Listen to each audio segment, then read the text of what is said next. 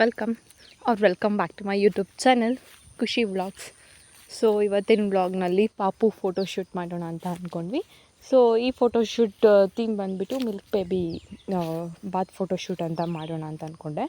So ಇದು first starting ಏನು arrangement ಮಾಡ್ಕೋಬೇಕಂದ್ರೆ, ನೀವು ಯಾವ ಥೀಮ್ ಅಂದರೆ ಕಲರ್ ಯಾವುದ್ರಲ್ಲಿ ಮಾಡ್ತೀರೋ ಆ ಥರ ಕ್ಲಾತ್ನಲ್ಲಿ ಈ ಥರ ಒಂದು ಸ್ಪ್ರೆಡ್ ಮಾಡಿಬಿಟ್ಟು ಅದ್ರಲ್ಲಿ ಟಬ್ ಇಟ್ಬಿಟ್ಟು ಮತ್ತೆ ಇನ್ನೊಂದು ಕ್ಲಾತ್ನ ಇಟ್ಕೊಳ್ಬೇಕು ಅದ್ರ ಮೇಲೆ. ಅದಕ್ಕೆ ವಾಟರ್ ಫಿಲ್ ಮಾಡಬೇಕು. ನಿಮ್ಗೆ ಎಷ್ಟು ವಾಟರ್ ಬೇಕು ಅದಕ್ಕೆ ನಿಮ್ಮ ಪಾಪು ಹೈಟ್ ನೋಡಿಕೊಂಡು ವಾಟರ್ ಹಾಕ್ಕೊಳ್ಬೇಕು. ಮತ್ತು ಅದಕ್ಕೆ ಸ್ವಲ್ಪ ಮಿಲ್ಕ್ ಹಾಕ್ಕೊಳ್ಬೇಕಾಗುತ್ತೆ. ಮಿಲ್ಕ್ ಏನಕ್ಕೆ ಅಂದರೆ ಫೋಟೋಸ್ ಚೆನ್ನಾಗಿ ಬರುತ್ತೆ. ಸೊ ಇವಾಗ ರೋಸ್ ಪೆಟಲ್ಸ್ ಹಾಕಿದ್ರೆ ರೆಡ್ ಮತ್ತು ವೈಟ್ ಕಾಂಬಿನೇಷನಲ್ಲಿ ಫೋಟೋಸ್ ಚೆನ್ನಾಗಿ ಬರುತ್ತೆ ಅಂತ ಹೇಳಿಬಿಟ್ಟು ಹಾಲು ಹಾಕ್ಕೊಳ್ಬೇಕು. ಸೊ ಇವಾಗ ನಾನು ರೋಸ್ ಪೆಟಲ್ನ ಬಿಟ್ಟು ಹಾಕ್ಕೊಳ್ತಾ ಇದ್ದೀನಿ. ಸೊ ನಾನು ಇವಾಗ ಮಾಡ್ತಾಯಿರೋ 7 months ಬೇಬಿಗೆ. ಸೊ ಅವನ ಹೈಟ್ಗೆ ಇಷ್ಟು ವಾಟರ್ ಸಾಕಾಗುತ್ತೆ. ನೀವು ಇನ್ನೂ ಚಿಕ್ಕ ಪಾಪು ಅಂದರೆ ಇನ್ನೂ ಸ್ವಲ್ಪ ನೀರನ್ನ ಕಡಿಮೆ ತೊಗೊಳ್ಬೇಕಾಗತ್ತೆ. ಯಾಕೆಂದರೆ ಕುತ್ಕೊಳ್ಳೋಕೆ ಬರಲ್ಲ ಅಂದರೆ ಪಾಪು ಸ್ವಲ್ಪ ಉಳ್ಕೊಂಡಾಗ ಲೈಕ್ ನೀರು ಕುಡಿಯೋ ಚಾನ್ಸಸ್ ಎಲ್ಲ. ಚಿಕ್ಕ ಟಬ್ ತೊಗೊಂಡ್ರೆ ಉಳ್ಕೊಳ್ಳಲ್ಲ. ಸೊ ನಾನು ದೊಡ್ಡದು ತೊಗೊಂಡಿದ್ದೀನಿ. ಅವನಿಗೆ ಸ್ವಲ್ಪ ಉದ್ದ ಜಾಸ್ತಿ ಇದ್ದಾನೆ ಅವ್ನ ಹೈಟ್ನಲ್ಲಿ. ಸೊ ಅವ್ನು ಕುತ್ಕೊಳ್ಳೋಕ್ಕಾಗಲ್ಲ ಅಂತ ಹೇಳಿಬಿಟ್ಟು ನಾನು ದೊಡ್ಡದನ್ನೇ ತೊಗೊಂಡಿದ್ದೀನಿ. ಸೊ ಇವಾಗ ಇದನ್ನೆಲ್ಲ ಸ್ಪ್ರೆಡ್ ಮಾಡ್ಕೊಳ್ತಾ ಇದ್ದೀನಿ, ಪೆಟಲ್ಸ್ನೆಲ್ಲ ಬಿಡಿಸ್ಬಿಟ್ಟು. ನೀವು ಎಷ್ಟು ಪೆಟಲ್ಸ್ ಬೇಕಿದ್ರೂ ಯೂಸ್ ಮಾಡ್ಬೋದು. ಸೊ ರೋಸಸ್ ಜಾಸ್ತಿ ಇತ್ತು, ಸೊ ನಾನು ಜಾಸ್ತಿನೇ ಯೂಸ್ ಮಾಡ್ಕೊಳ್ತಾ ಇದ್ದೀನಿ. ನಾನು ರೆಡ್ ಮತ್ತು ಪಿಂಕ್ 2 ಕಲರ್ ಇತ್ತು ನಮ್ಮ ಮನೆಯಲ್ಲಿ.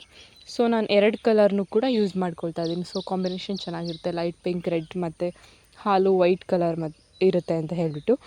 ನಾನು ವೈಟ್ ಕ್ಲಾತ್ ಎಂತಕ್ಕೆ ಯೂಸ್ ಮಾಡಿದ್ದೀನಿ ಅಂತ ಹೇಳಿದ್ರೆ, ಲೈಕ್ ಹಾಗೆ ಬಿಟ್ಟರೆ ಬೇರೆ ಕಲರ್ಸ್ ಕೆಳಗಡೆ ಏನು ಬ್ಯಾಕ್ಗ್ರೌಂಡ್ ಇರುತ್ತೆ ಆ ಕಲರ್ ಬರುತ್ತೆ ಅಂತ ಹೇಳಿಬಿಟ್ಟು ನಾನು ವೈಟ್ ಕ್ಲಾತ್ನ ಯೂಸ್ ಮಾಡ್ಕೊಂಡಿದ್ದೀನಿ.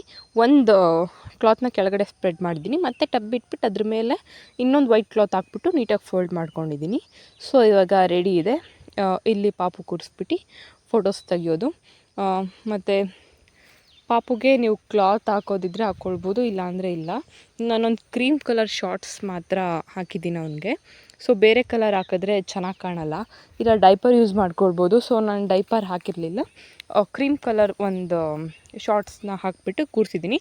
ಸೊ ವೈಟ್ ಇರುತ್ತಲ್ಲ, ಅದು ನೀವು ಬೇರೆ ಕಲರ್ ಹಾಕಿದ್ರೆ ಅಷ್ಟು ಚೆನ್ನಾಗಿ ಕಾಣಲ್ಲ. ಸೊ ವೈಟ್ ಅಥವಾ ಕ್ರೀಮ್ ಲೈಟ್ ಕಲರ್ಸ್ ಈ ಥರ ಹಾಕಿದ್ರೆ ಚೆನ್ನಾಗಿ ಕಾಣುತ್ತೆ.